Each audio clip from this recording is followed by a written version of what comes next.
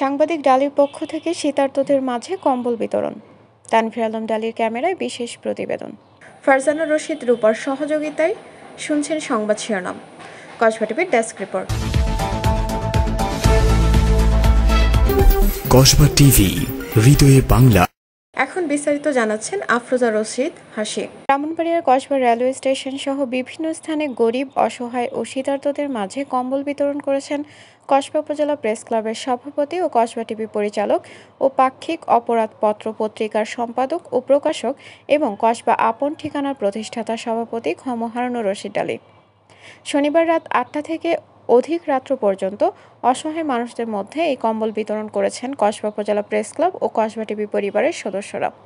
বিতরণ অনুষ্ঠানে উপস্থিত ছিলেন সাংবাদিক আব্দুল্লাহ আল মামুন, সবুজ খান জয়, জামশেদ মিয়া, জহিরুল ইসলাম জালাল, উজ্জ্বল মিয়া, নাজমুল হক, ফারজানা রশিদ রূপা, আকলিমা রশিদ পিঙ্কি, তানখা আলম সহ প্রমুখ ব্যক্তিবর্গরা। তিনি প্রতি ঈদ সহ বিভিন্ন সময়ে অসহায় মানুষের পাশে উপহার সামগ্রী নিয়ে দাঁড়াতে দেখা যায়। এছাড়াও ছিন্নমূল মানুষের মাঝে খাবার বিতরণ এবং বেওয়ারিশ লাশ দাফন করে থাকেন। তিনি যার যার অবস্থান থেকে যতটুকু সম্ভব অসহায় মানুষের পাশে দাঁড়ানোর জন্য অনুরোধ করেন। কসবা টিভির সংবাদের সাথে থাকার জন্য ধন্যবাদ জানাচ্ছি। পরবর্তী সংবাদ পেতে আমাদের চ্যানেলটি সাবস্ক্রাইব করে রাখুন। কুমিল্লা ম্যাজিক প্যারাডাইস পার্কে আপনাকে স্বাগত।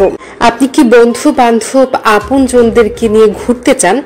আজই চলে আসুন কুমিল্লা কোটবাড়ি ম্যাজিক প্যারাডাইস পার্কে। বন্ধু, প্রিয়জন কিংবা পরিবার নিয়ে শীঘ্রই চলে আসুন ম্যাজিক প্যারাডাইস পার্কে। বিনোদনের এক অনন্য মাত্রা নিয়ে আমরা আছি আপনাদের অপেক্ষায়। বুকিং অথবা যে কোনো তথ্যের জন্য কল করুন। Magic paradise park, Kotbari, Comilla.